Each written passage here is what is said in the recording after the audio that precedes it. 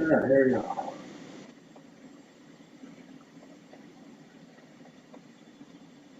And we are live. Welcome back to Your Six Cover. Appreciate you showing up. And we got two X-Rings. Hey, Ray, I didn't know you had a twin brother.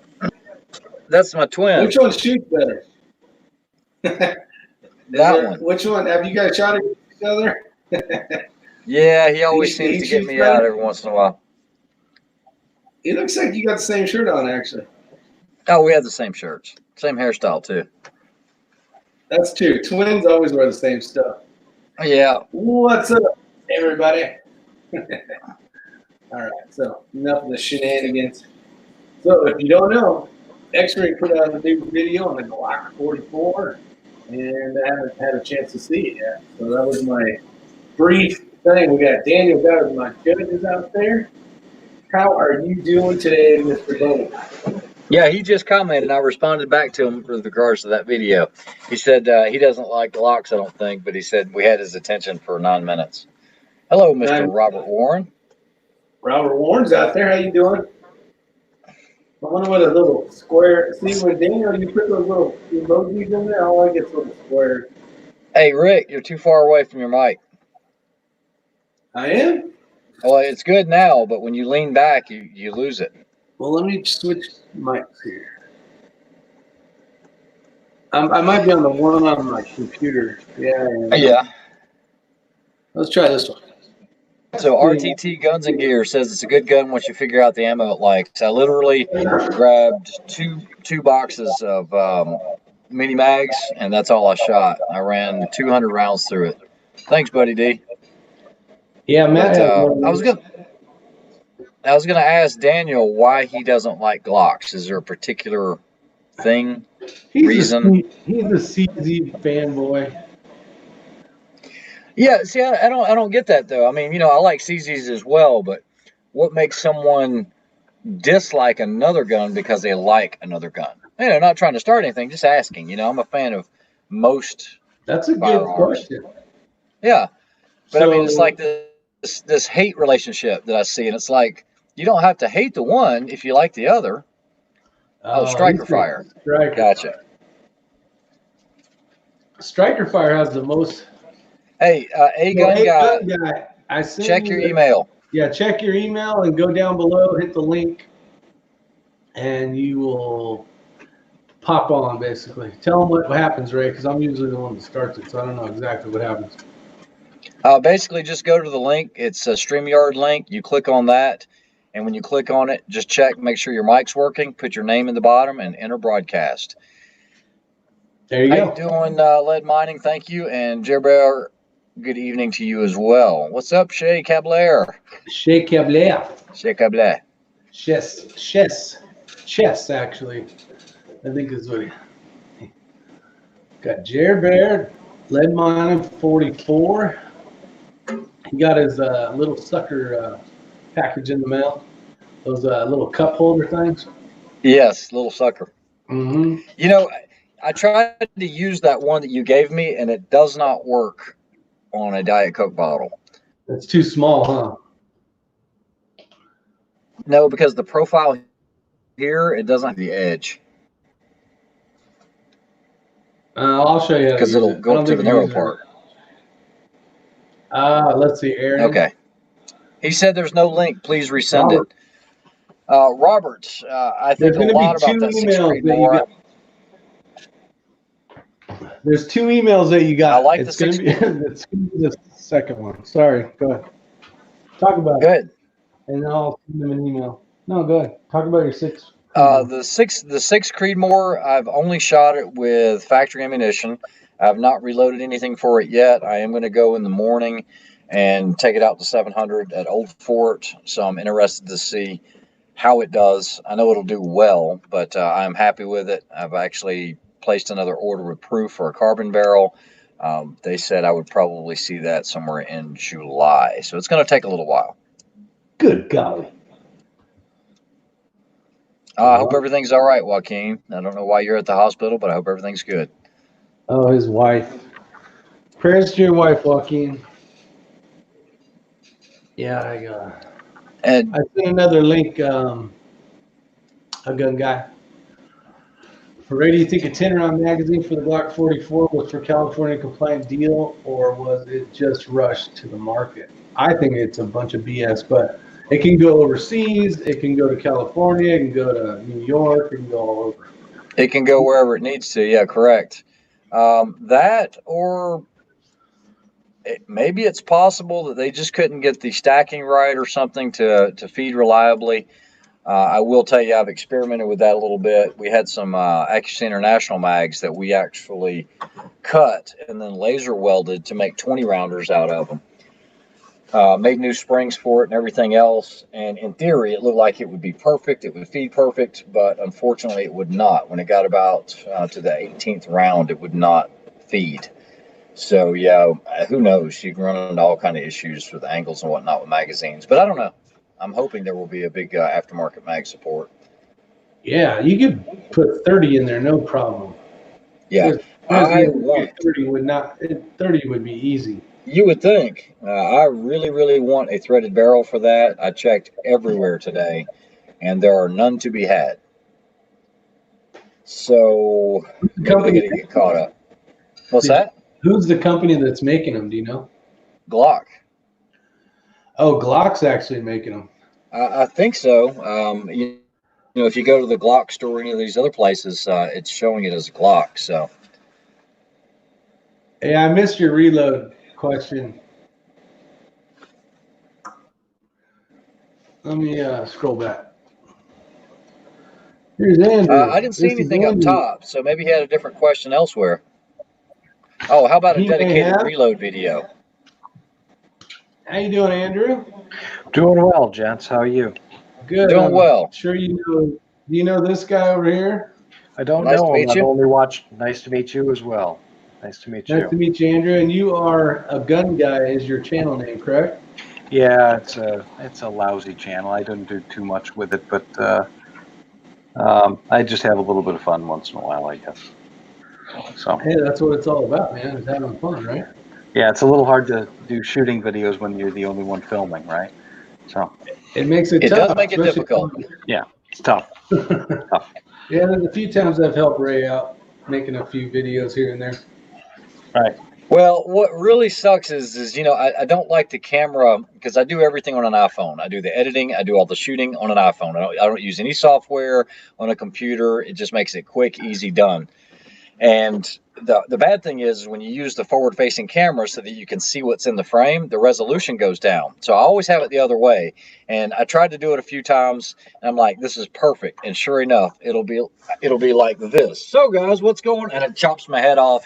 I'm like, heck with it. I'll get my daughter to do it, or Rick, or someone if they're around. Yeah, that's frustrating, especially if you think you did a really good job till you go back and look at it and you're like, oh yeah. Yeah, that video, the Glock 44 video that I did today, it literally took me, I think it was 13 minutes to get all the footage. I edited it in 5 minutes. It took longer to upload it than all of that because, you know, my internet's terrible here. And then as soon as it uploaded, it went live. That was it. So what's going on with you, Andrew? Well, I watched your Glock video. I was with the Glock guys down at the Border Patrol show down in San Antonio last week, and I got a chance to put my hands on some of the stuff that, you know, they've put out that are agency specific, as well as the little Glock 44, and that's been a real good seller for them. They're real pleased with it. It's moving quite well for them, so they're very happy. I actually was not looking for any firearms whatsoever. I think Rick, we had it on the chat a few days ago, and I was like, I'm not looking for anything. And I stopped by today to see someone at the gun store, and he was in there. He goes, look what I just got in. I said, anybody bought it yet? And he said, no. I said, how much? He goes, I said, I'll take it. So that was it. Nice. That's not bad. They've got some agency specific guns that are not for sale to the general public, that are really interesting. Some of the combinations they put together, and they've been playing around with a lot of things like that. And I don't know if you guys know that or not, but Glock does agency specific stuff based on their specs. and they're Yep. yeah, they've done a real nice job with their Border Patrol, the CBP model that they put out. That's going to be CBP's going to replace the HK here pretty quick. So they've done a nice job with it. I want one. I'll get one eventually, but it's going to take a minute. What kind of fancy bells? Yeah, actually, I know a lot of the instructors that. Oh, sorry. Go ahead, Rick. I was just asking, what was some of the fancy bells and whistles that they kind of was a requirement? Well, on the CBP gun, they took the Glock 45 frame, which is the 19 length top end, 17 length grip, and they put a 17 length slide. And what they did on the bottom under the dust cover was they extended it with a little bit of metal shroud so it goes underneath the front dust cover so there's no gap. And what they did was they took instead of a 17 length recoil system, they put a 19 length recoil system in it. And for whatever reason, it seems to be the magic combination that the gun shoots really, really well. Huh. That's cool. I didn't get a chance with DHS. Yeah. Yeah, they all run Border Patrol. If I'm not mistaken, that falls under them as well. Yes. The instructors that actually chose the firearms for DHS, and I can't talk about all of it, but I can talk about some of it. Originally, the Glock was not their choice because of the offerings that were there. And my understanding is they had chosen the SIG, and then I guess made, okay, this is what we'll do. As all outcome was. Matt says Gen 1 was agency specific, and that's why the popularity said the first available was the Gen 2. Yes. Yeah. I actually have a Glock 19 Gen 2. I have an original Glock 19 Gen 2. I bought that in 1993. Still shoot it. Still own it. Yeah. I have a 22 Gen 1, but it just sits around now. I don't use it much. Well, the joke is if you buy a 53-foot container full of 9mm, they give you 10 53-foot containers of 40 Smith & Wesson ammo for free. So I'll take it. I know, right? I like 9 more. I mean, my carry gun's a 9, but I started off with 40 for a long time ago because they said if you want to shoot major, you got to shoot this. I was like, okay. Let's see what we got. I've always been a 9mm guy. I've always stuck with it. It's always been comfortable, and I always want to shoot what I shoot the best. So, what I'm most comfortable with. So I've always just stuck with 9mm. 40 was a passing fancy. It's a 10mm short. Let me go check. What part of the country are you in, Andrew? I'm in the Washington, D.C. metro area. I'm just outside of D.C. Okay. Actually, I saw that on your email. Yeah. Give everybody a chance to figure out what part of there. How's everything looking up there? You got any crazy? Did you get your year's supply of toilet paper and all that stuff? Oh, I didn't have to run out to buy it. I already had it. We're good. That's good. Yeah. It's good. Yeah, it's so crazy seeing all that stuff on different media platforms. You know, I don't know if this is the time or place to get into it, but I don't know. This whole thing it's going to get really weird, and it's just not a good thing. Not at all. It's actually starting to get a little concerning. Yeah, it's going to get worse before it gets better, I believe. Yeah, a lot worse. Yeah. And I'm not worried so much about people being sick. I'm worried about people's reaction to being sick. Yeah. Yep. I saw something on, I don't know how newsworthy it was, but I guess the United States has gotten quite a few people out there that have it. So. Well, they're going to discover more people the more testing that they do, obviously, and it spreads very, very quickly. I'm really surprised that I'm not sick. I've been traveling, for work. So I was down in San Antonio, and I was other places before that. So I'm surprised. I spent the last several years of my life on an airplane, flying from place to place.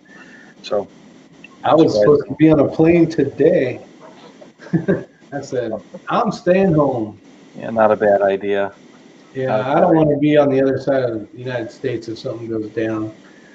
But now I think the last time we talked on the chat and on the comment section, you had a lot of knowledge in reloading. What's your favorite rifle rounds, or what do you like shooting? 6.5 by 5.5 Swedish Mauser. Nice. Absolutely my favorite round. I adore it for shooting targets, for varminting, for deer, for anything. And if I'm doing serious hunting, and I don't do any serious hunting anymore, it's 270. I just shoot a 270 with 130 grain Barnes X, and I've had really, really good luck with it. And for precision, I've got a 6.5 Creedmoor. I've got a Tikka T3X CTR, and I really, really like it. It's a very, very nice rifle. I'm a big proponent of it for the dollar, for the price point. I just don't think that you can do any better than that. So I'm not as serious as you are, obviously, but I shoot down at Quantico. Oh, hey, dog. Yeah, I'm really liking my Tikka. I knew that you would. I can't print groups like Ray can, but I shoot a good group with it. So I think the other day I had Matt shoot my gun, Ray shot my gun, I shot my gun, and I came in third. I came in third place, and I still had 5 shots within an inch, but theirs were just better. So hanging out with these guys makes you humble for sure. Well, it'll always make you shoot up to the level of the people that you're with. So yeah, I hate shooting for groups. I hate it. You hate what? I hate shooting groups. I hate it. I absolutely hate it. Yep. Too much pressure or what? No, it's not the pressure, but okay, so I don't know. I'm getting this. We're on a live chat. It's okay. I'm getting this vibe. A gun guy. I guess you were either active or former law enforcement or something like that. Something like that. Yeah, me too. Something like that. And one of the things, Rick was trying to do the little qualification, and I used to do that for work, and we trained so much shooting those little tiny groups, and it was just, after a while you don't want to do that anymore, No, and so it lost its fun. I enjoy the long range aspect of it, but the only time I'm really checking for groups is when I'm trying to do load development, right? And that's it, or we're just goofing off, or I have a new gun or something and I just want to see what it's capable of. But I'm not one of these guys that likes to sit on the bench and try to shoot groups all day. That's not me. Well, I call it the damn it factor, right? Everything is going perfectly. You got 3 that are clover leafed, and you and you're down on the behind the glass, and you're doing everything perfect, and you throw one out a quarter inch, and it's like, damn it, and you just sit there and you just beat yourself up. Yeah. Right. And you just beat yourself alive. That's not fun. That's not no, it's not. That's especially, and it's like Rick said, that pressure. It's like, hey, you got to do this for quals. Well, you only get one shot at it. That's it. And you're training up for the weeks leading to that. And so, yeah, I mean, I just have fun with it now. And I noticed, like I said, I'm not. As long as a gun will shoot, as long as a rifle will shoot a minute, I am good. I don't care. Everything beyond that's gravy. Yeah, I noticed I was a little cranky at myself the other day. Yes, you were. Ray shot a group like this with that new 6mm Creedmoor. Oh. So he's all, "I'll give it a shot." So I'm all right, cool. And I shoot it, and I'm like that. And I'm like,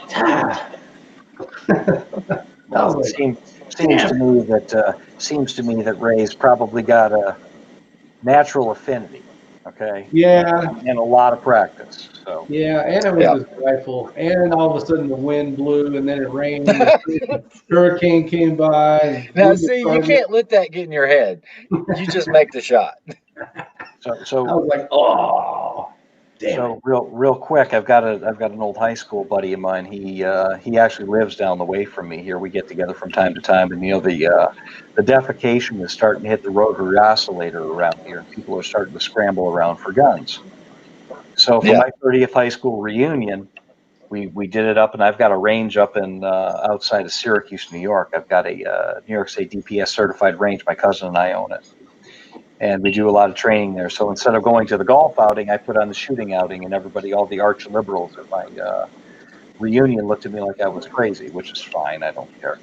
But he came and he had a great time, and he calls me up, and we started talking about shooting, long range shooting, and he said, "How do these guys do it?" And I just basically summed it up as they're weathermen with a built-in human calculator.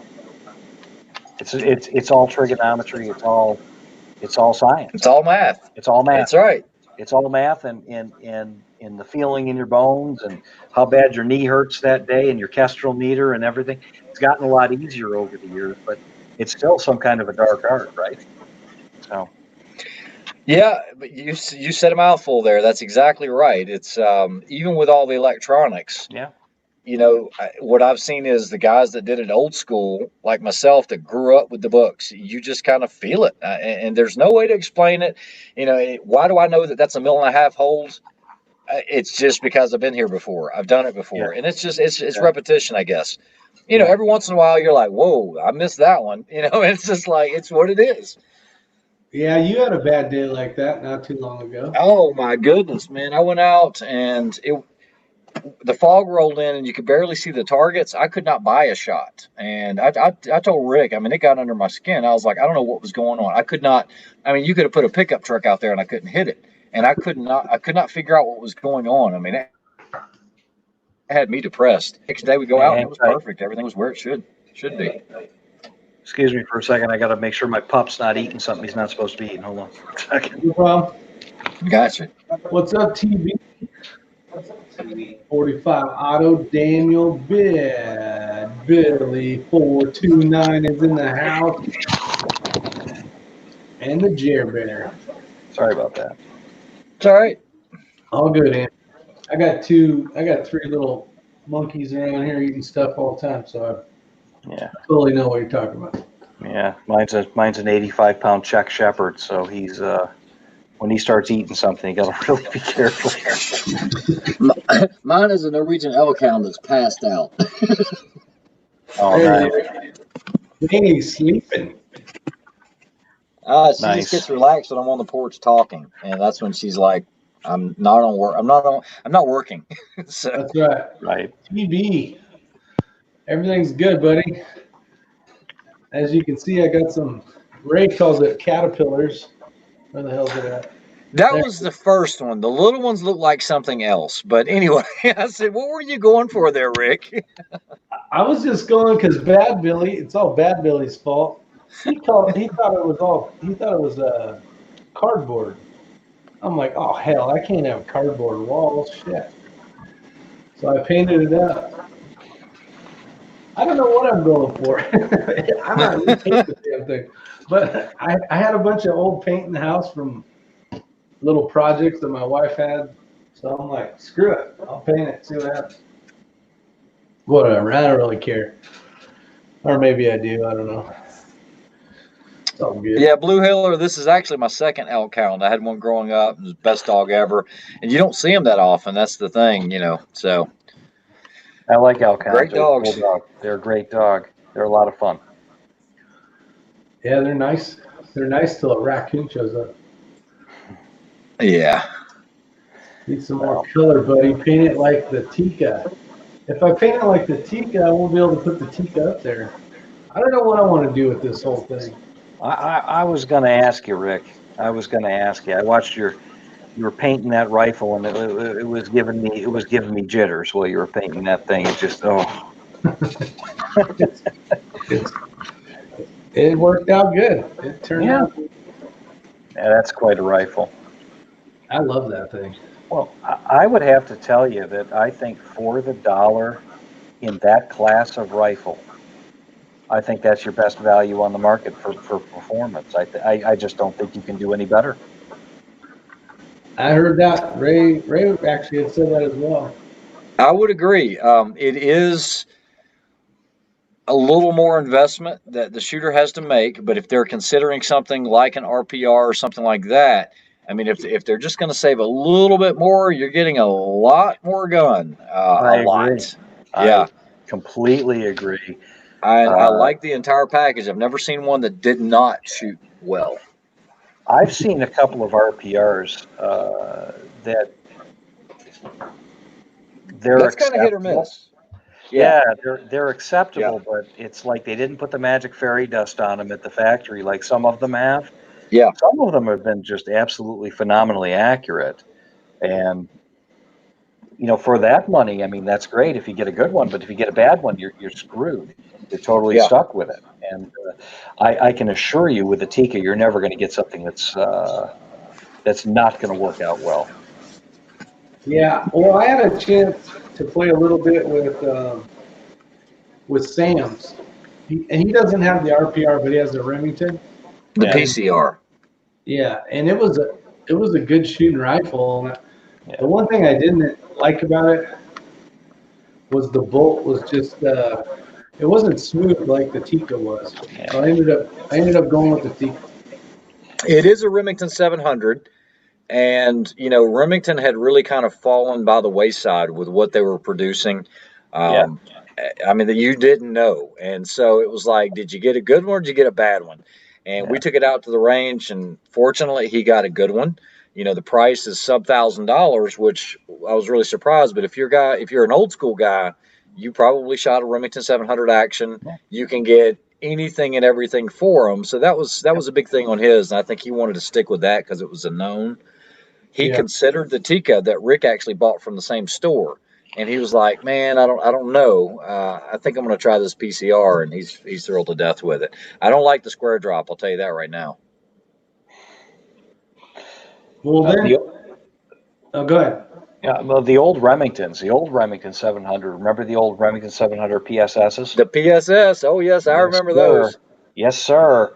And the Senderos, the 300 Win Mag Sendero. Yeah, because when they first came out, they put the white on the in the stock. I had one, I had one in 300 Win Mag, and we were actually training with some FBI that were playing around with them, and we were having issues with them. We couldn't get them to print that well, and so we were at a range, a private range, but we tried and tried and tried, and this was before all the bullets that are available now. Yep. And it was a little too soon at the time, I think, because nobody could really get a rifle that would print better in about a minute and a half back then on the Senderos, the 300 Win. With that's factory, the problem we were having. Factory ammo back then, it was very challenging. Correct, but you know, most I did find one. You know, if you work with a lot of agencies, most agencies, I don't know any agency is going to allow any hand load, so it's going to have to be factory. Oh, absolutely. Period. Absolutely. Yep. But as a private shooter, as just average Joe with that gun, I did find one bullet that just worked phenomenally well for that gun, and nothing could touch it. It was 165 grain Sierra Game King boat tail hollow point. Yes, sir. That bullet shot lights out in that gun. If he didn't push it too hard. Yeah. And see, we never messed with that. We went the other end of the spectrum. We were going, you know, and shooting 100s, 220s, and we just couldn't do anything with them. No, I think TB's asking me. I think maybe, I think I sent him a hat, and I think he's trying to pay me, but I'm not going to accept payment for it. So we're good. Don't worry about it, TB. My gift to you, sir.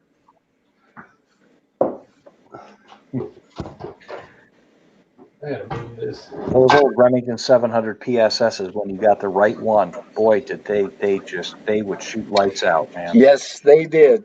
Yes, they did. I remember them. I had a boatload of those.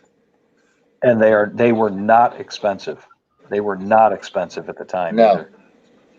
No, but we didn't have a whole lot of options for scopes back then either. When you're looking at late 80s, early 90s, about the only thing you had was Leupold, either the Ultras or the Mark IVs. There wasn't anything else. And then when the 4-14 came out, everybody bought into it. Yes. Great piece of glass. That's it. You know, the M24 was out, but unless you were the right person, you didn't have a true M24. So. Yeah, true. Absolutely. You outdoors. Thanks for showing up, buddy. Hey, Jerry. Let's see. So what's your favorite round right now, Andrew? Are you trying anything new that you think is the cat's nizzle? Well, I'm going to say something here, and it's probably pretty obvious. For precision rifle, you see, I'm not as great a long range shooter as I used to be. I'm too old. My eyes are no good anymore. I'm not as good as I used to be. I used to play around quite a lot with it. I was acceptable. Okay, I was competent. Not like you guys shoot, but I'm going to tell you that in its class, I've really taken to really enjoying the Barrett MRAD quite a lot. One more time. What was the last part you said? The MRAD, the Barrett MRAD. Oh, I know. okay. I know. Sorry. Nice. Did you I hear like my it. story about the MRAD? No, I did not, but I'd be Okay, happy to. I know that they just chose that, but I guess when the MRAD was first developed, I actually won one. I won it in 338. I had 300 Win Mag, 300 or 308, and I had the interchangeable bolt face. Yes. It was a nice package. Yes. It really was. I didn't want a 50 at the time because I already had a few, and so what I had won was a $10,000 voucher from Barrett. And so I said, you know what? I want to do this new MRAD. And at the time, I was shooting at a range. We had 1,300 meters, and it was an okay rifle. It was very heavy for what it was, Yep. True. but it never hand loads, factory loads. It didn't matter if I was shooting the 308, 300 Winnie, or the 338. It did not do better in some cases than 2 minutes. Wow. It was horrible. I even called Barrett, and look, Barrett's a super, super good company. Yes. Talked with them at length. There was one barrel that I had ordered. I wanted a certain length in, and it was the 308. I wanted a shorter barrel. Yes. I like the shorter barrels on some applications, Stiffer. and they worked with me, but I was not happy with it. And the guy actually saw it at the range one day. He goes, "I'll buy that whole package from you." I said, "I'm not really trying to sell it." And then he made me an offer, and I said, "It is all yours, sir." Oh, the man. Maybe I just got one of those Monday guns, but or it didn't work Friday well. at 3:30 in the afternoon gun. Yeah. Ouch. Ouch. Yeah. Well, Yeah. my experience with the MRAD was, quite the opposite. Yeah. I work with a company, and we represent different firms that manufacture. Real quick, let me Bear. No, I'm shooting an original Carl Gustav Mauser, and I'm shooting under a minute with it with hand load. So I'm pretty Nice. happy with it. Yeah, it's a cool gun. It's just the coolest thing. I work for a company. We represent a number of different firms, Barrett being one of them, and we represent them internationally into Israel. Yep. And I was the lead on the program to do the marketing and the sales for the sniper program that they had, sniper rifle replacement program. And I was fortunate enough to shoot the demo up at Gunsight. Okay. Up in Paulden, Arizona with the IDF. And I went up there. I got to tell you something. That rifle, that particular specimen, and all the specimens that go to Israel are all accuracy tested, and they have to be half-minute guns, period, full stop. Yeah. And everything fast. And I have never seen a gun shoot that well. I have never shot a rifle that well. So I had a great experience with the gun. Yeah. Really like it. Have you had much experience with the AIs? I've never fired one. Yeah, because your reaction to the Barrett was what my reaction to the AI was. Because I had a lot of the higher end rifles, and I was fortunate enough to be able to get one of the AIs, and that thing just continues to impress all around. I really wish I would have gotten the long action so that I could have always moved smaller, but I really didn't see myself. Basically, straight up, I sold all my 338s and 50s because at any public range, they're not going to allow you to shoot that. And I lost my access to private long range, if you will. because it kills the steel. Even down, like at Clinton House that, we shoot at sometimes and they have a mile out there, they'll allow 338 on the mile, but only on the mile target because it's so far out. But everything else, you're limited to 300 Win Mag. If we lived out west, it'd be different, but I'm just so limited on where we can shoot any type of real distance here. Right. I'm fortunate that I have access to Quantico. I shoot down at Quantico. Yep. Okay. Yeah. So kind of neat down there. So we can do that. And they're going to open up the 2000 for us too. Nice. That's cool. I can shoot 2000. I no way. No way. Not no. Yeah, you can. Now we were doing that with the in the desert with the 6.5s. Now we had some hot loads in the AIs, but we went 2 years ago when we were at SHOT Show. We took a day out and we went about 15 minutes outside of Vegas, and there were some BLM land where it was okay to shoot. Yeah. And we set steels out to 1,000 or to 2,000 yards. Oh my God. And we actually had Val there the first day. I think he shot out to his first time ever shooting like 1,200 or 1,300 yards. So it was good. That's with like a freaking. How much wind did you guys have? At 1,200 yards, we had 20 to 25 mile an hour sustained winds, not gusts.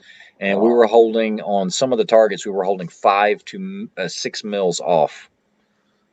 That's gnarly. And that was before we worked out to 1,500 and 2,000. So, I mean, you were holding the edge of the reticle, because that's about what most reticles are going to have unless you started dialing.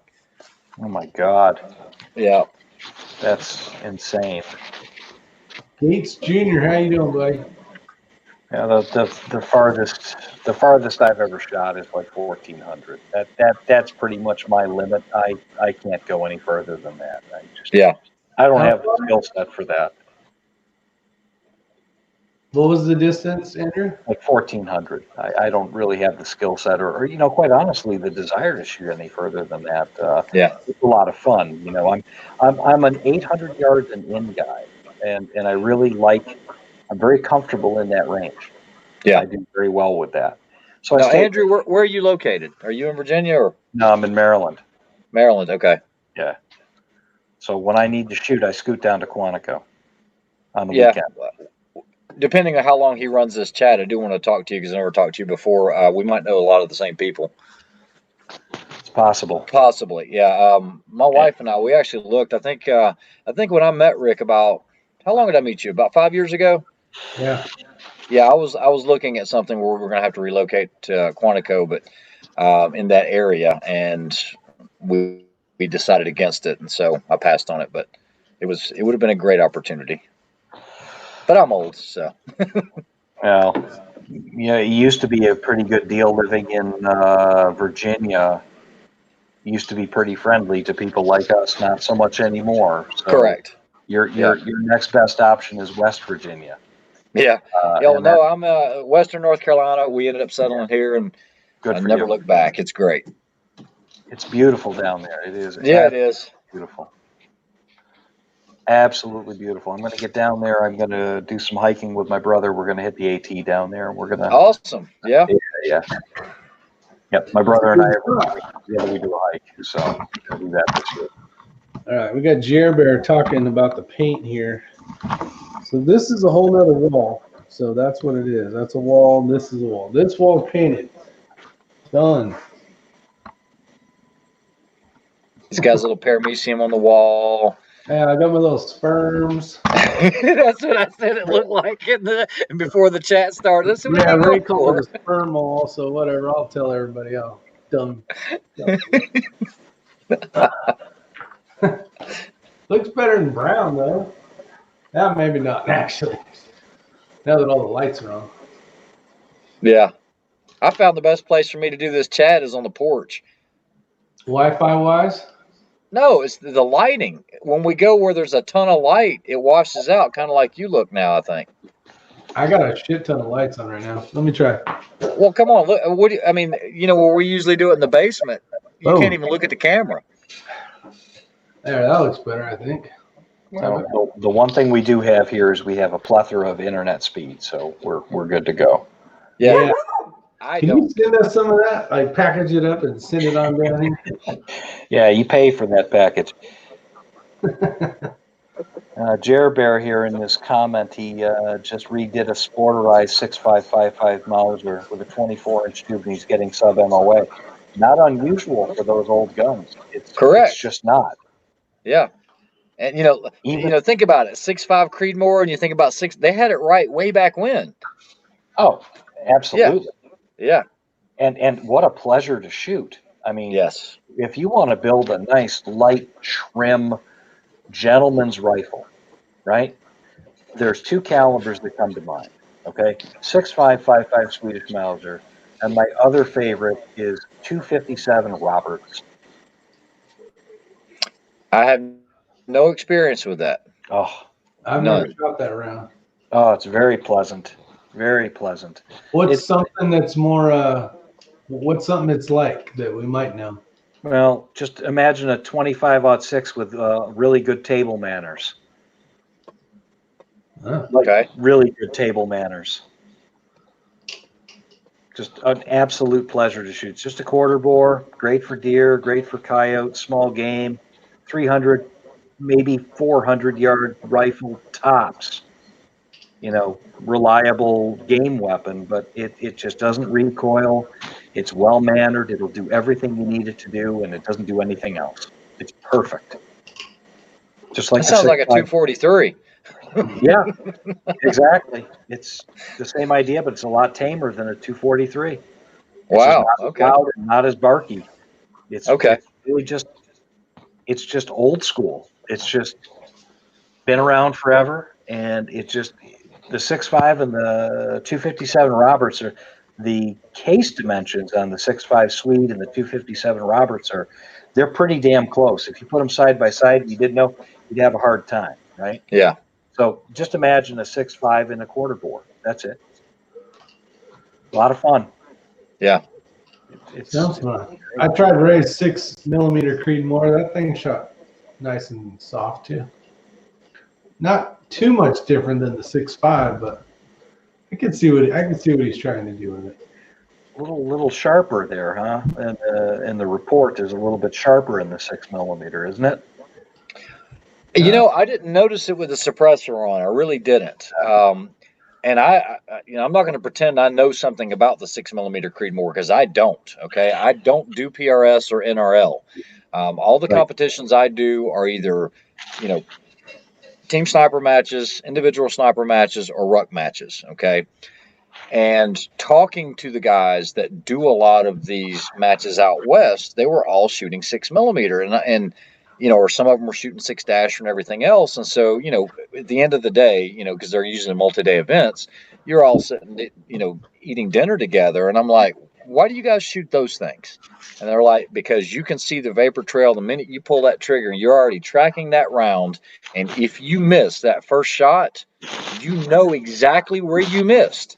And Yes. the 6.5, if it's at that intermediate distance where you're not just waiting and waiting and waiting, but you're at that distance where it's getting there about the time you pull the trigger, yeah, there's that delay. But by the time you can get settled back in on that target, it's already hit the ground. Yeah. And you don't know where, you just see splash somewhere. Yes. That's the advantage. And Absolutely. so, well, I didn't know it. And so I talked to these guys, and I'll be honest with you. I looked to see what was available in the AI, and they were like, well, because you have the short action, you can go 6.5 Creed, 308, done with 308.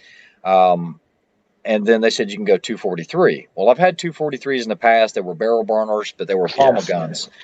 And I said, I was told that 6mm was a barrel burner too, about 1,500 rounds or so.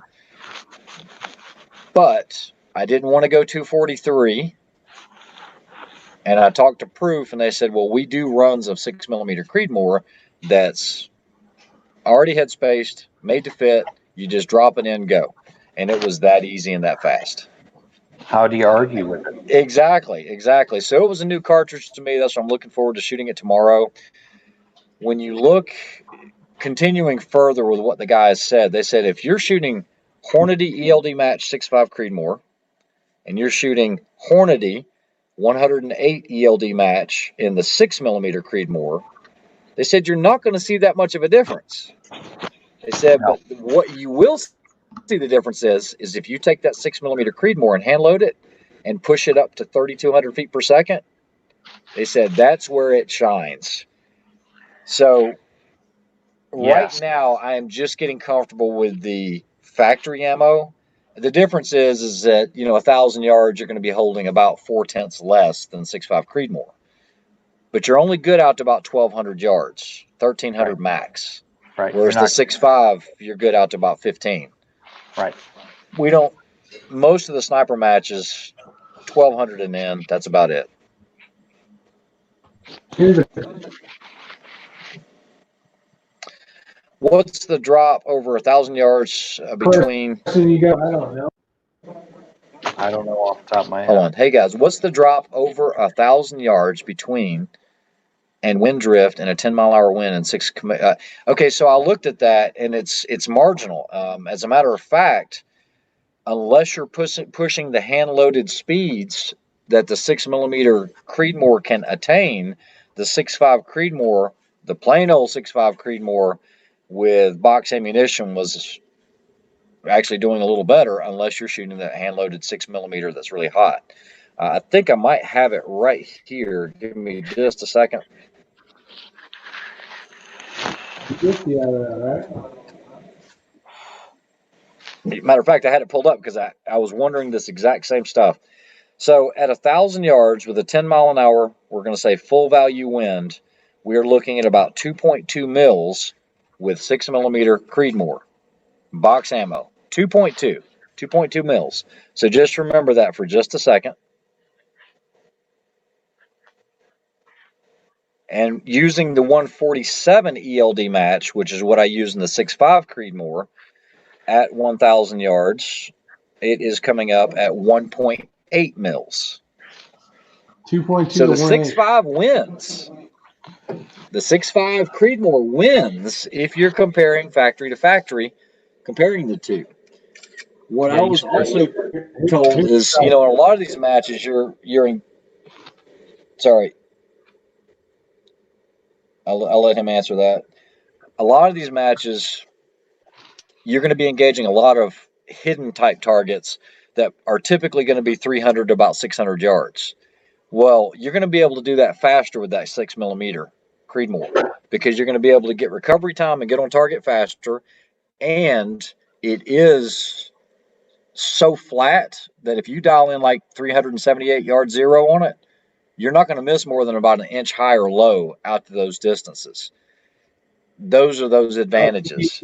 MOA targets like that. So that's it. Yeah, when you start cranking up the speed on that 6mm too, I mean, it'll start taking over, but at a certain point, it's just going to run out of poop. Correct. It's just going to get real unstable at transonic speed, and it's just going to fall apart on you. That's exactly right. And for me, Andrew, it was one of those. It was. I hate to say this because a barrel does cost what a rifle would cost, or a nice pistol would cost. Yes, but it was so quick to do that conversion. Rick will tell you I can switch a barrel out probably 2 minutes tops. Yeah, if you don't have to put a new muzzle brake on it, easy. Yeah, and see, now I've got muzzle brakes on both of them. So if I decide I don't like it, it's just spin one bolt, unscrew it with my hand, put the new one on. I don't have to change the bolt. I don't do anything. And I'm back to 6.5 Creedmoor and just run that dope chart. Yeah. That was another very attractive feature of the MRAD, though. Yeah, exactly. Exactly. Yeah. Those barrels. I will tell you, the bolt is a little bit of a pain in the butt, though, because there was a C-type washer that you have to spring it and hold it in place. That thing pinched the crap out of my finger the first time I used it. Oh yes. That's amazing. This is a great question TB has. So the downside of running that 6mm that hot is you will only get about 1,100-ish rounds out of that barrel. Right. There are some guys I know that are pushing that 3,200 feet per second envelope, and they're switching them out at 900 rounds. 900 is nothing Okay, Rick will do that in a weekend. Just kidding. 2 weekends. Yeah. I'm on my third Tika barrel, in case you guys are wondering. No, he's not either. No, I'm not. Those 6mm are little barrel burning monsters. They Yes, really they are. You're shoving 10 pounds of stuff in a 5-pound bag, and you're going to throat those guns out really fast. Absolutely. Oh yeah. But what I found is, and I don't know how much you followed my channel or when Rick and I are cutting up or whatever. This does become a topic for me to mention. Is you care who you are? People say they don't look at the price table. Look at the price table, okay? Because that's your return on investment for having fun. If you're planning on being a contender, there are better prize tables in matches, team matches, and a big thanks to all the sponsors that do promote these events. But 3-gun and all that stuff's dead. I mean, the prize tables are shrunk to nothing. Yeah. I remember a time not too long. Prize tables were $300,000+ at a 3-gun event. Oh yeah. Yeah. Yeah. And even I get friends and family and industry pricing with a number of different companies, and Yes, sir. this is an incredibly expensive hobby. If I Yeah. had to pay full price for everything, there'd be no way I could afford to do half the things I do. And Correct. I'm in the business, decisively engaged in the trade, and it's ridiculous. Yeah, it's a danger. So and so just so people know, I mean, I'm the same way with Proof. I'm one of the pros. Okay. And even at those prices, I mean, because they're not giving you barrels for free. Okay, it's just plain and simple. No. We get help, but it's still expensive. Okay, so Yeah. Oh yeah. Yeah. The last piece of hardware that I bought, I had friends and family with. I bought a POF. Yep, Patriot Ordnance, Frank. Yes, sir. Frank DeSoma. I bought it done from Frank. Yep. And I got friends and family on that one. And let me tell you something. It was affordable for what I got. I got an incredible deal. Yeah. Because you get a lot when you buy a POF. I don't care who you are. I think there's a lot of rifle there. Yeah, it really is. He's got a lot of clever in that gun. Yeah, he really does. And I think he puts it all right where it needs to be. And it still was like, holy crap, unaffordable. I take that gun to a match. I shoot carbine matches. That's my thing these days. It's a lot of fun for me. I take it and I put it on the table, and everybody looks at it and they go, "What is that?" That's a POF. Oh my God, those are so expensive. Yes, they are. Yeah. But I saved a lot of money, but you can't beat that gun. Correct. Lakeview Outdoors, just real quick. Sorry, Andrew. I've not tried any hand loads whatsoever. I have not tried anything other than the 108 grain ELD match because I think I have 20 rounds to the barrel, and you guys saw the video on that, or if you didn't, that's what we shot that day just during the break-in. So that's where I ordered a case of ammo. I'm going to go ahead and burn through that before I start messing with other grains or weights. Do you have an idea what round you want to put in there? Are you going Hornady, Sierra? What are you doing? Oh no, it'll be Hornady. I used to be a huge Sierra guy, and I am in certain calibers. But when it comes to the 6.5 Creedmoor and the 6mm, I don't think I'm going to stray away from Hornady. When they came out with their ELD match for the 6.5 Creedmoor, I mean, they hit a home run with that. Everybody runs that stuff. It's good enough to run a match with and win, and that's saying something when you're not having to do hand loads. Yeah. Have you had any luck with the Scanars? No, I played with those. As a matter of fact, on the Barrett, we shot those in the 338 and the 285, I believe it was. Yes. Yeah, the 285, and they did okay, but that's the only experience I have with the Scanars. Yeah, I found those to be very hit and miss. I didn't think they were as consistent as even a Sierra. I had a lot of challenges with those, getting them to print, and I had a lot of those damn it moments, So they got frustrating. and Yeah. I don't load those anymore. I don't play with them. Yeah. Well, I was trying everything from 300s to you name it, and I was so frustrated with that Barrett. I can't even tell you, Andrew. That's why I ended up just selling it. And it was done right. They built that for me. It wasn't in stock. I mean, and that was 2014 when the Barrett MRAD, when I got it, because I won the Gastonia Sniper Conference, and that was part of my winnings. 2014. Yes, sir. Buddy D's got a good point. Everything's expensive. So if you're hobby shooting, it is what it is. Yeah, the Barrett MRAD was just coming onto the scene in 14. Yes. Yes, because I think they submitted as well as Remington with the TSR, MSR, and then I think FN had theirs, and they were all trying to get in on it, and that was Barrett's submission. They didn't win, but I guess they won now. So yeah, for reasons. Yeah, but think about it. This is 6 years later. Right. They've had a lot of time to really iron the problems out that they did have. There were a couple of problems with it, absolutely. Overall, though, I think that they've done a really nice job with it. Yeah. It's a very, very expensive gun. Very, very expensive. Oh, yes. Very expensive, especially when you start looking at what barrels cost. Oh, yeah. Yeah, and you have to go through one every 2 months. Yeah. Yeah, just click and ship, right? Subscribe and save. Yeah. Lakeview Outdoors, I have been running the A-tips. I do work with Hornady, and so I think I was one of the first guys to actually get the A-tips, and I got them. They sent me the 135s and the 153s and the 6.5 Creedmoor. I was extremely impressed with that bullet. I had never, ever in my life seen consistency from bullet to bullet. If you take those and you start weighing them on the scales, and I'm not talking about, what kind of scales I use, and I'm saying you start taking calipers and measuring them, when you want to talk about being consistent with something, they did. And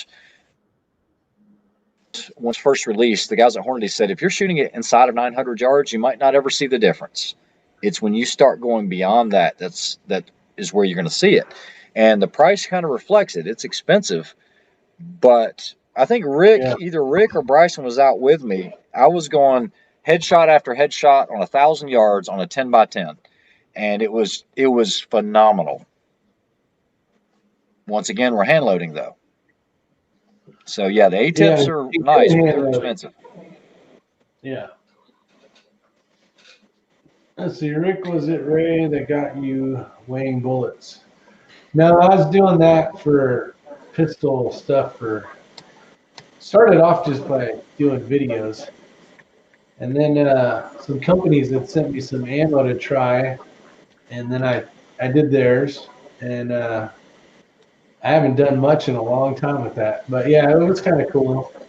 But well, think about it. It's pistol rounds, so you weren't going to see any of the 0.1, 0.2, 0.3 differences anyway. So yeah, okay. Well, go ahead. What do we talk about always when we talk about long range shooting? We talk about consistency. Whether it is people that are measuring the volume in their cases, you're trying to do everything the same way every time. So I was weighing bullets. Specifically, I started doing that in about that would have been about 90. Geez, it was the late 90s. No, mid 90s, about 94 or so. And what we would do is we were shooting the 168 grain Sierra, okay, because that was the bullet back then.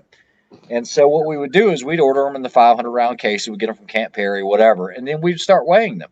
And you would see variances quite a bit. You'd see ones that were 167.2 all the way up to 168.9. Sometimes you'd see 169. So you just take one of those bins that you use for screws and whatnot, and you just label them with all the weights, because you're going to shoot enough. Eventually, you're going to have 100 rounds or 100 bullets in that exact weight. you really don't care, but you want that to be the same because you know you're throwing your charge the same if you're using good quality equipment. But I can tell you, you want to compare a 167.2 grains to a 169, that's a bit of weight that you're changing. I guarantee you there's going to be a difference there in your vertical. So, yeah, that's when I started doing it. Yeah, I don't do pistol bullets. Whoever's doing that, that's on Rick. that was me. Okay. Well, Well, it was to show. It was to show consistency in a company, basically. is what Okay. it was. Gotcha. Ray, I've got a question for you. Yes, sir. I was involved on the R&D ammo side with the NGSW program. Okay. Squad weapon, next generation soldier Yep. weapon. Yep. There's 3 contenders that are in there. We won. My company, I was on a team. We won one of the initial ponds, Yes, sir. prototype opportunities, and our technology was in there for ammo. But okay, let's talk about something else. Back when I first started watching you, you guys were talking about polymer ammunition, and I chimed in as where. Yes, I Rick, remember. you remember? Yeah, that's right. That's Yep. right. So this is a great way to get into that topic too. When you want to talk about polymer ammunition, I want to hear your experiences with it. If you've played with Okay. it, what your results were, and I want to get your impression on it because I'm involved. Okay, the first time in my life, and I still have a box of it downstairs. I was carrying an HK 416 for work. That was my issued weapon, and that's enough about that. I was told to try some of this new, latest, greatest polymer ammunition. Okay, and this is when the HK 416 came out. I mean, it was probably 6 months old, and we went out and started testing this polymer ammunition. Mm-hmm. And it was fine when we were just doing slow fire, but when we started doing machine gun full auto bursts, we started having malfunctions. And I looked inside, and my chamber was completely full of gunpowder, unburnt gunpowder. And what was happening is we were getting pushback when it was hitting the feed ramp, and it was throwing just powder all into the chamber itself. And I was like, yeah, no, this is not for me. And so that was my first experience with it. And then we had more sent to us. If I'm not mistaken, one had the first set. I could go downstairs and grab one. You know what? Give me a second. I know exactly where it's at. I'll let Rick do that. Maybe you don't even know who this manufacturer is. But like I said, this was years ago. Hold on. Sure. Yeah, I've heard about it. I remember that we were talking about it. I've never had a chance to shoot any of that. Here's a question maybe you can answer from Conservative Sniper Hunter. Are there any standard cartridges that you wish there were fast twist match grade barrels and long sleek match grade barrels for? I don't have enough time behind the gun to give any of that info. Conservative Sniper, he's in Australia. Naples. How do you say it correctly? But he does a lot of shooting as well. But I don't have the answer for that. Maybe Ray can answer it, unless you have a thought on that, Andrew. Well, I guess this is a desire, right? Yeah, it looks like it. Wished. Well, geez, that's a tough one. What would I wish that had a little bit longer throat, a faster twist, and I can throw a heavier, longer bullet in something that I really enjoy. I'd love to see what a heavier match bullet in 6.5 would do. I really. Oh, we lost Ray. He'll be back. Yeah, I can see that. Well, that's the thing too, is everything that I've seen, and I'm sure there's like Berger and some other companies out there, but I haven't really spent the time and energy because I kind of have everything set up for 147 ELD. Sure. But there's probably something out there that you could definitely, with like a small primer, heavier projectile, and really push the limits to it on a 6.5 Creedmoor. But I don't know. Do you remember the old Ultra Mags? Nobody shoots them anymore because they just hurt. Kind of, yes. The old Remington Ultra Mags. I mean, they were just tremendous. Remember those things? Mm-hmm. Well, my uncle and I, we built a 6.5 millimeter Ultra Mag. Let me put Ray back in here. There we go. What you got? All right, you want to do a single thing on this because these are going to be hard to see. Yeah, and then I'm going to Let's leave see. that question up. All right, I've got cases of this stuff. Okay. And this was back, I mean, if you look at the head stamp, it's got a ton of letters on here all the way around. It's like PC. PCP. No, it's not PCP.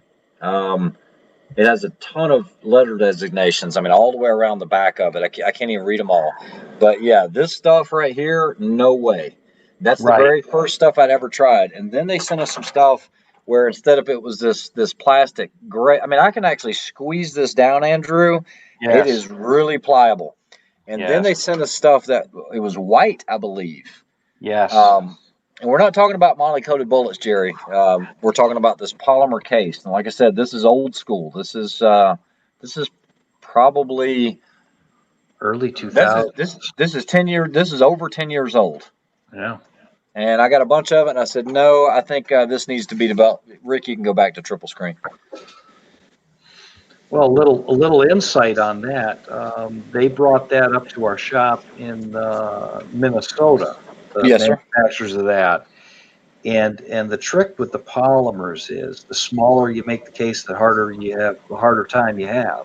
Yes. And you just, the 5.56 in that configuration with polymer is incredibly difficult, right? Yeah. Okay. So as it would relate to a semi-automatic gun or a fully automatic gun with that old school type polymer, it's not a great solution, right? Yeah. It's two-piece case. It's got problems that are inherent with it. You start spilling powder, you lock up your gun. You ram a live Correct. round in on top of that powder in that chamber. You're standing on that charging handle to get that thing to eject. I mean, you'll bugger your gun. Yes. It's not a malfunction anymore. It's a jam. Yeah. So we've moved a little bit past that. And in the context, I really wanted to get your impression too, and that's very interesting. You have those old samples. Is the newer stuff that is out on the market as it would relate to precision. Okay. Right. Yeah. And I don't doubt it, because look at where we've gotten with 3D and everything else. I can imagine. And I have a lot of experience with plastics and injection molding and everything else. And when all this came out, I was like, man, it's going to be tough to get that consistent. But now I think they've done it. It's there. Yeah. When you start talking about wanting to control those numbers, when you were talking earlier about accuracy, you've got all of the variables. Yes. And brass is really hard to beat, right? It's the perfect analog for what we're doing. There's nothing that's been able to beat it, and I don't care who it is, but it still has its challenges, right? Yes. When you start doing these highly engineered, precision molded casings that are coming from a company like a True Velocity now, you're controlling every single number. You're controlling your neck tension. They've solved the setback issue. Yes. Controlling, how you bond. Hernon, you used Hernon sealant in the bullet in the case now. You're controlling every single variable. So practically and theoretically, you have something that is as consistent as it can possibly be. Yeah. So I would be very interested to see with somebody like you, if we could get some kind of an example to go ahead and shoot and see what that would work out to be for you. Yeah.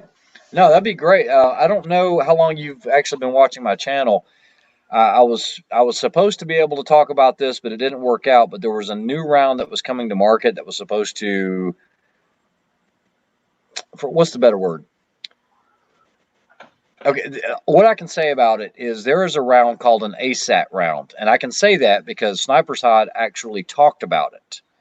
I was one of the first persons to start to work with that, and I found some issues with not only consistency and weights. It's a turned round, but there's moving parts within the bullet itself. That's all I can say. No, I mean it's what I can say that's public is on Sniper Side because they talk about that, and if you research it, hey Rick, you're a moderator. You're the guy that's hosting it. Now that you got your stink bug, No, I got a mosquito. Oh my God. look up ASAT and share it with the screen. I don't know if we want to do that. No, it's on Sniper Side. No, it's Or do you not not know that. how to I'm do it? talking about my Wi-Fi. I'm already getting like little circles. I think the family is freaking Netflixing me right now. Everybody on Okay, lock. so the premise behind it, Andrew, and it was really intriguing to me when I was asked to be part of it. I'll just leave the names out of it, but basically, it's a round that you're not going to have. It's not going to be any different than you know what. I can't talk about that part of it. The only thing I can show is that picture because that's public. Well, But it's amazing. basically, It's amazing how quick we can slip into stuff we're not supposed to talk about. We got to be careful. yeah, and I'm being really careful not to do that. And as long as I don't name them, there's a little bit of information out there.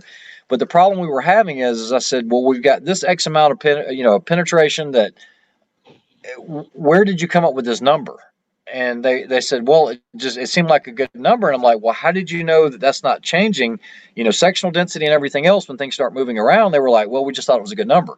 And I said, no, what you need to do is you need to produce batches with like 5%, 10%, 15%. And then we look there first, and then we start narrowing it down. If this gets narrowed down, it will change bullet technology substantially. Right now, what I noticed with it is I don't think we're getting the stabilization. And I very, very controlled everything. Every single thing was measured. It was weighed. It was perfect, as perfect as you could get it.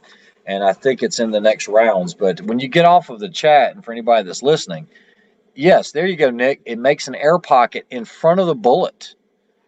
If you have the ability, Andrew, to look up ASAT, you'll see it. Supercavitation. There you go. It's basically creating. It's breaking the air up before the bullet gets there. It's supercavitation.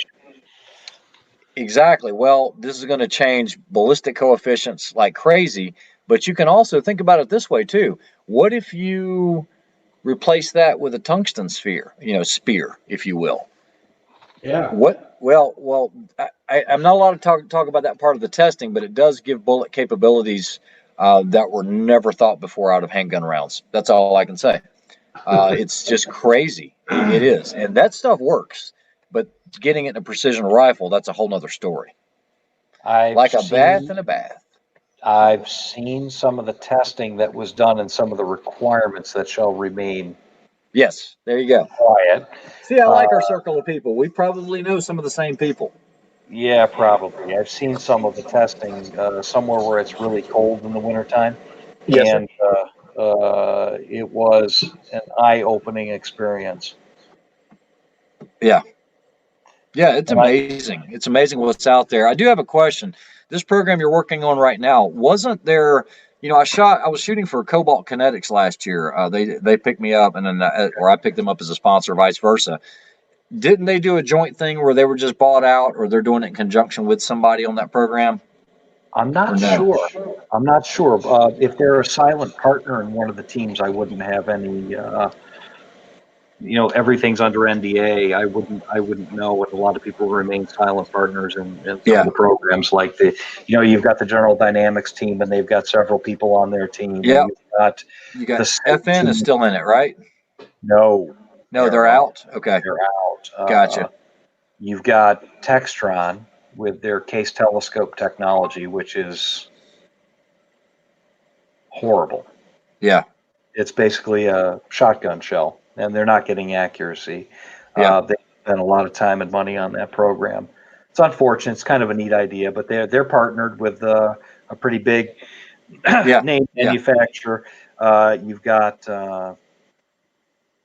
General Dynamics team is a really interesting team, and their rifle entry is very interesting. Yeah. I don't know what kind of chance it really would have. It's a little different than what we're used to. But then the other one is the other one SIG now? Yes. Yeah, and they have the little funky little end. It looks like a muzzle brake on the end, but it's about that It's a long. can. It's a can. Yeah. Yeah, it's a mitigator, if you will.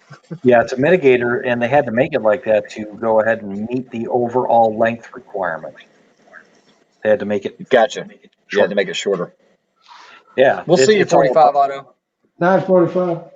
it's all about requirements, right? Yep, that's right. You know, you can have the best thing in the world, and if it doesn't meet the requirements, go home. That's right. That's exactly right. My very first caliber would have been the 45 that I showed on the chat one night. That was a private chat, and it was a pistol that was handed down to me, and it will be handed down to whoever else. And one of my daughters, I guess, will inherit it. But it's 1911. It's 45. That's the trick. You got to start your kid off with a 45. Yeah. Well, I don't think it was given to me to shoot, but that's what it turned into. So. Yo, hey, this is fun. I was fortunate enough to be able to hand down to my daughter, who's she's 22 now. She's gonna be 23. My first center fire rifle. I gave it to her. Yeah. A triple deuce. Nice. I don't know what that is. 222. Okay. Gotcha. Yeah. 222. Old school. Yeah. I was talking to Rick. He was talking about wanting to go varmint hunting, and there's a rifle that I let go of that I regret, and it was a 204 Ruger. Talk about something that's fast. Holy crud. Yes, sir. I was telling Rick, I mean, those things are capable like 4,100 feet per second. Yes, I think that's the number for it. And the thing is, I was like, talk about a barrel burner. I want to be done with this barrel in no time. I said, no, I'm going to get rid of it. And now I regret it because I got that's like a case and a half of ammo down there. And it's like, what am I going to do with this? I'm going to have to buy a rifle just to use the ammo later. Yeah, exactly. Mine's a 22, buddy. D. I still have that rifle, actually. Hey, Rick, the reason the reason I asked you if this was a gun chat where we could show guns is I picked up a unique one that Andrew might find unique. You ever heard of San Colmar? Are you a 1911 guy? I've never heard of that label. It was a private company that I guess got some contracts towards the end of the war and after Vietnam, and there were a lot of these little companies that started making slides and things like that. But I actually picked up one today again. It was an Army Marksmanship Unit pistol, and it's San Colmar marked. And I can't show it because it's one of those chats that we can't show it, but it's a really unique pistol. I took it apart. It has all the engravings from whoever the master armorer was that put this thing together. I mean, everything. Oh, yes, everything is marked. And I got it for $300. Oh my God. I tell you to be ashamed of yourself, but at that price, there is no shame. No, it's a functioning 1911. I mean, it doesn't matter, right? And yeah. Well, real funny. My grandmother, my mother's mother, when she came early in the war, World War II, she worked at the Smith Corona typewriter factory. Oh, okay. Yep. And what do you think she made? I think she made guns. Sir. Long guns. Yes, sir. And some 45s. They made a few of those too. And that woman's manufactured more guns than I did. So, and she's got one. Exactly. Yeah, it's crazy, especially when you start looking in the history, like for M1 carbines, and you look and you see who all made them. It is crazy, and the Garands, even some of those. You look at those, you got the old Winchesters and all this, and it's like it's really cool, man. It's just all hands on deck. You make this. Rockola Jukebox Company. That's it. International Harvester Tractor and Implement. Yeah. International Harvester. Actually. I've got an M1 carbine that's all original, and it is a Standard Products, which I believe that was an automotive company. Yes, sir. And it's actually, I think, as rare or more rare than the Rockola M1. I think I reviewed it on the channel, actually. You shot the M1. I did. Yeah. It's paratrooper. I'm enamored with the history and Yes. the older things, Yeah. and the evolution. You see, I was very fortunate. I apprenticed with a master gunmaker de Liège for 13 years in Oh, Minnesota. nice. And he's a man I call my uncle, and he was the man who invented the Desert Eagle. Okay. Oh, wow. Nice. And I spent a lot of time with him, and my initiation into learning these things was he went into the safe. He took a brown paper bag, and he went and started pulling things off the pegboards into the walk-in safe. Threw it in the bag, and he threw the bag at me, and he says, "Go home, take them all apart. Don't come back until you get them all back together." You know, she's not happy. That's kind of the way I learned, and you know, if I take something that's completely unfamiliar, it's just so quick just to disassemble it, put it back together.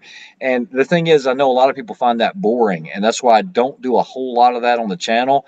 But there are some classics that are just like, you know, you start playing with, you know, Lugers, Yes. you know, like a PO8 or something like that. Now that's a Swiss watch. That is a Swiss watch, is what it is. And I love the old German pistols. I don't have any on the channels. I don't think I've ever done any of them. Those are just unbelievable firearms from back in that time. When you look at some of the machining that was done and some of the finish work and the handwork that was done on these old guns, Yep. you can't even duplicate that these days. Yeah, kind of like And the pyramids, right? Yeah, pretty much. Yeah. I'm going to ask you. I'm going to ask you about one gun, and let me see if you know it. The Steyr Solotherm subgun. Say it again. The Steyr what? Solotherm. I do not know that one, and I know a lot of the Steyrs. Wow. Okay, so do some homework on it and see if you can find some pictures on it. And when you look at the way that subgun was manufactured, you look at the thing and you say, how in the hell did they pull that off? Yeah, and you look at everything Steyr was in. When it was Steyr Putin, and then they went Steyr Daimler, and you know, with vehicles, handguns, long guns, it's incredible. That when I had an opportunity, the uncle there, he had 1919s, he had MG34s, MG42s.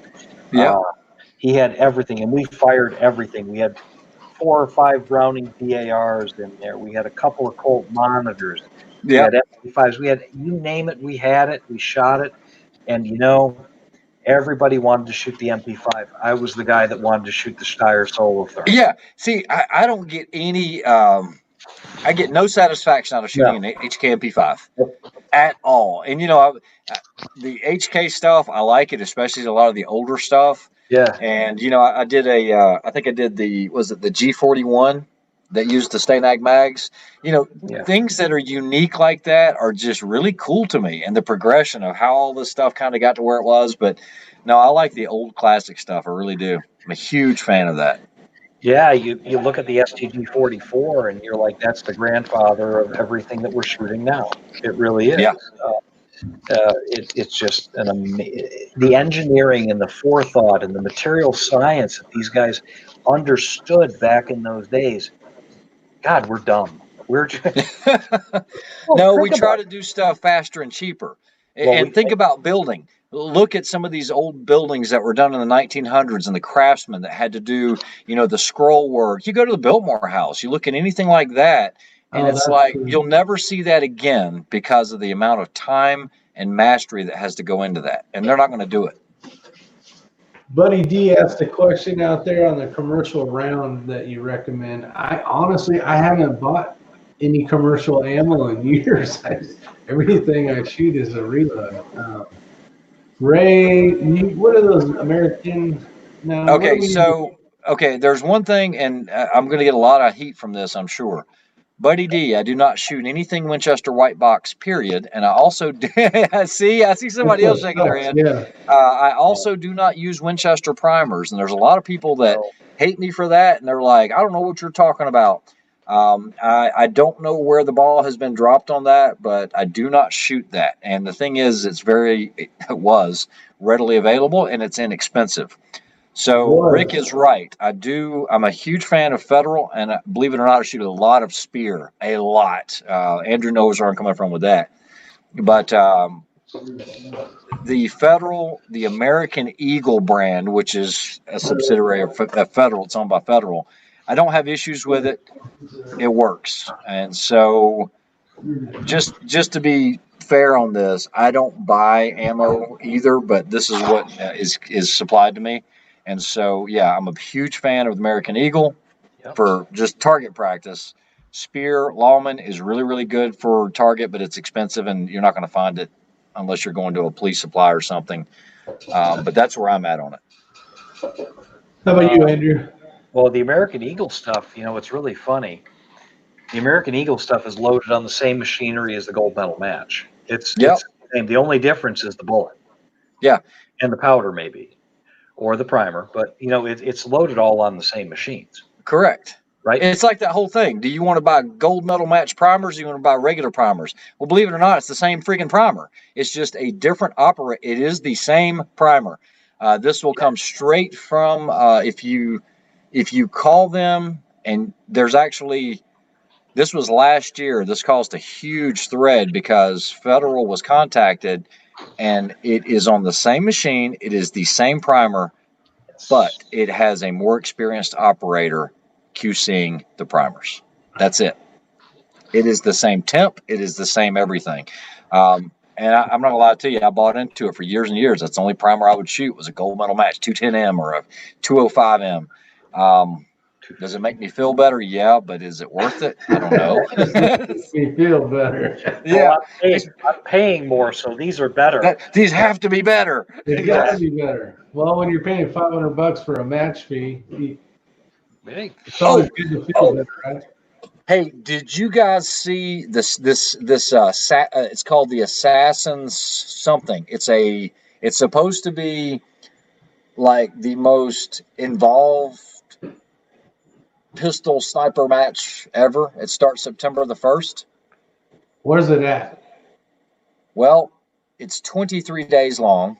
Oh my God! It starts September the 1st. And it goes on till September the 23rd. It's 23 days long.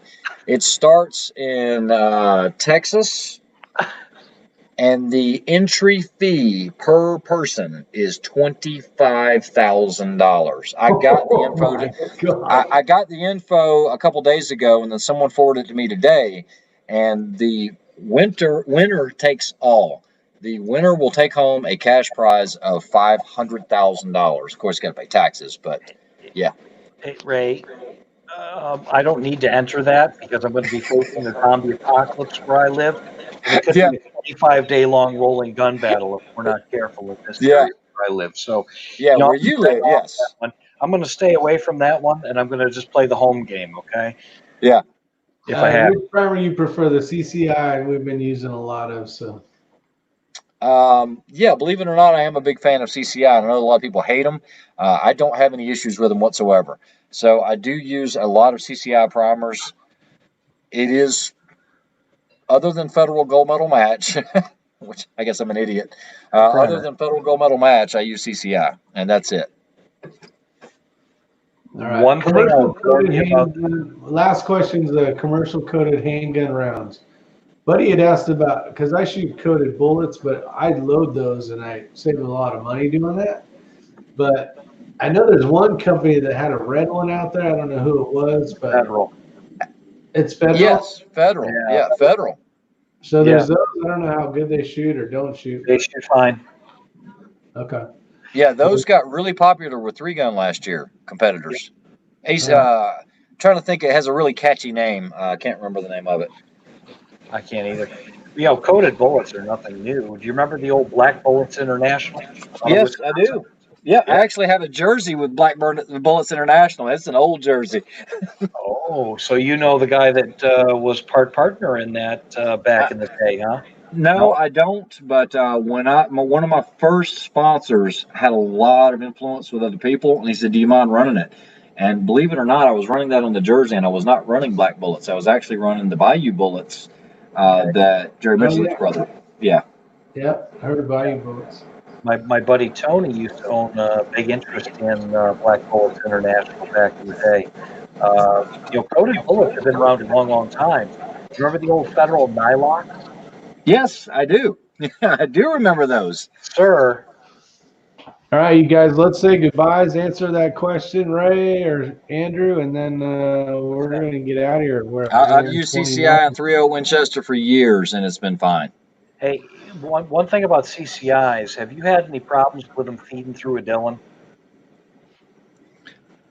I have not, none, and I have 3 650s downstairs, and I was running it on a 1050.